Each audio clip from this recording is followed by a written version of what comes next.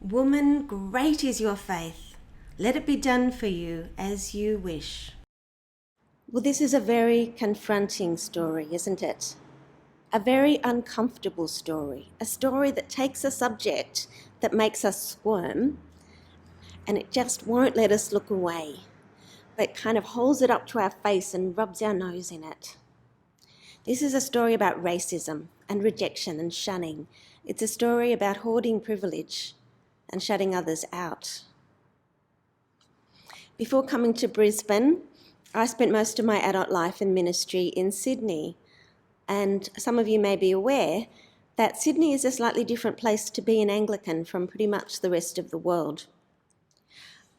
I remember many years ago talking with a friend about the sense of rejection that I felt every day in Sydney as a woman who's called to ministry in a place where many church leaders taught that if a man just sat in a church and listened to me preach, that he would be sinning. I talked to my friend about this sense of marginalisation being compounded by the fact that I was also called to contemplative spirituality in a church environment where traditional Christian spiritual practices were viewed with suspicion and even hostility.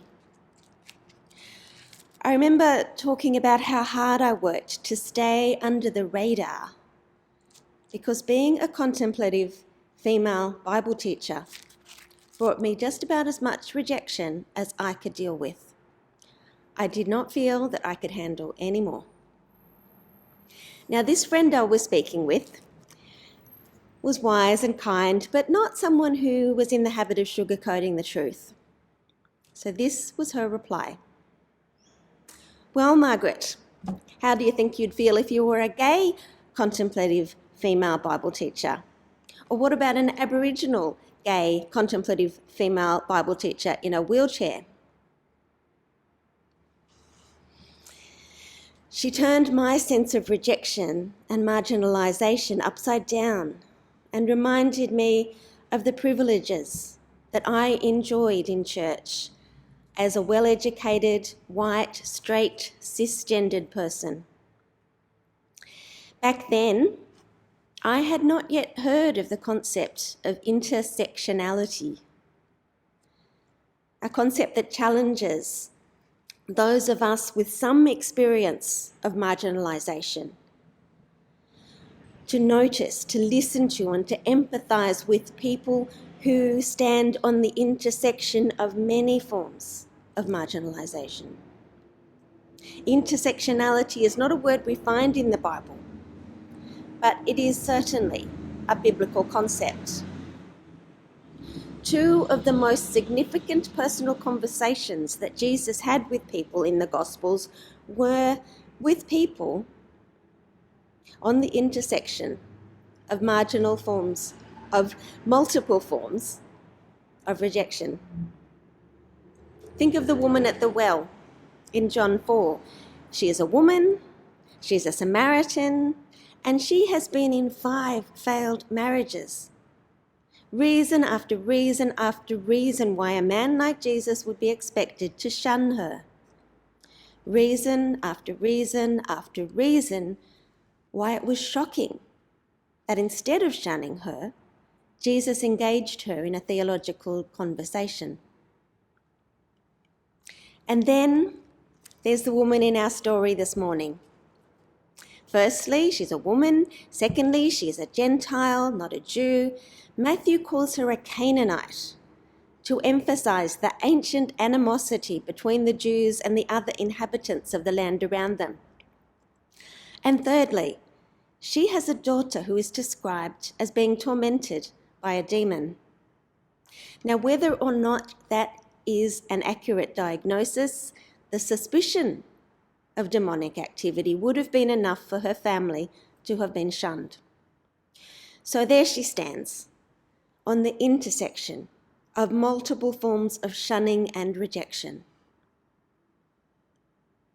In the language of the world that Jesus grew up in, she was considered unclean, multiply unclean. And that is important as we try and understand this story, because just before she appears in Matthew, Jesus has been talking about cleanness and uncleanness.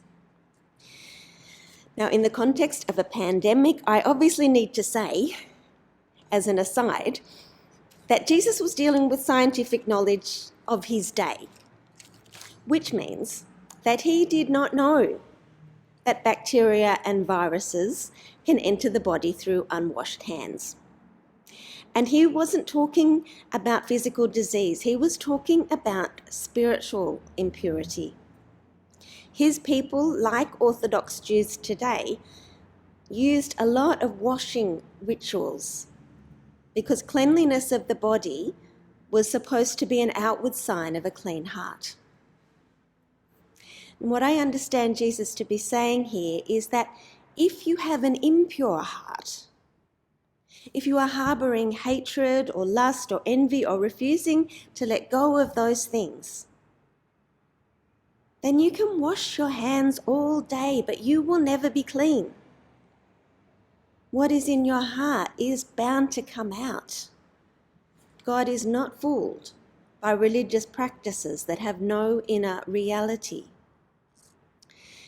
There are people who do all the right things and look like they have everything going for them religiously, but in fact, they are nowhere near God. Conversely, we have this Canaanite woman who was looked on as multiply unclean, yet whose love for her daughter gave her a purity of purpose that cut through Jesus' resistance. And it is Jesus' resistance that makes this story uncomfortable. For most of the story, Jesus speaks just like any other religious leader from his society, and not like the radical reconciler that we know and love. He speaks to her like she is less than human, comparing her with a dog. That is deeply offensive, but commonplace in the world that he grew up in. And so we want to know what's going on in his mind. In some other places in the Gospels, the authors give us a little hints into Jesus' motivation. Things like, he just said that to test them, he didn't really mean it. And we really want Matthew to say that here. But all Matthew gives us is a stark account of Jesus' words and the woman's words. We are left to feel the full force of the tension of this passage. And we're allowed to wonder. We are required to wonder here, I think. Is Jesus a racist, misogynist after all? This story takes us to a very uncomfortable place. And while we briefly sit here feeling that discomfort, we need to understand that a lot of people live in this place. The Canaanite woman lived in this place, told time and time again that the one true God, who was her only hope, hated her people, silenced her gender, and cared nothing for the suffering of her daughter. This is what she was told again and again. But she was a woman of great faith, so she refused to believe it. Even when Jesus reinforced those prejudices, she would not accept it. Her daughter's life was at stake, so she argued back to everything Jesus said. And then something amazing and unprecedented happened. This is the only time in all the Gospels when someone wins an argument with Jesus. In the culture of Jesus' day, men would often have these public verbal tussles to try to steal honour from each other. Anthropologists call them honour challenges or challenge riposte encounters. The man who won the argument would come out of it with increased honour, and the one who lost would be humiliated. And I always think it's funny when anthropologists talk about these things as though they are any different at all from what happens in politics and social media today. But anyway, men in Jesus' day would not enter into these honour challenges with women. There was no point. There was no honour to be gained by winning an argument against a woman. And there was certainly a lot of honour to be lost by the possibility of losing an argument to a woman. So it just wasn't done. Yet here we are. Matthew, who always wants us to show us Jesus in a good light, nevertheless presents this account of Jesus losing an argument to a woman who is considered unclean and beneath his contempt. And I wonder if that is why Matthew chooses not to give us any insight into Jesus' motivation. If he had said, in a little editorial aside, well, of course, Jesus didn't mean those things he said. He was just egging her on to give her an opportunity to demonstrate her faith.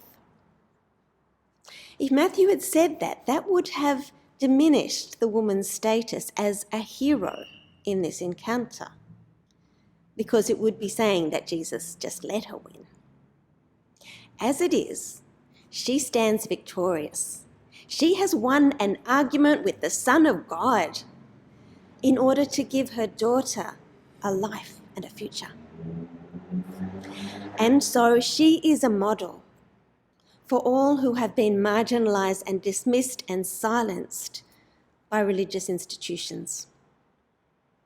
For example, women who for centuries kept saying that no, God does not want us to be silent. Until quite recently, the majority of Christian leaders eventually conceded that actually those women were right.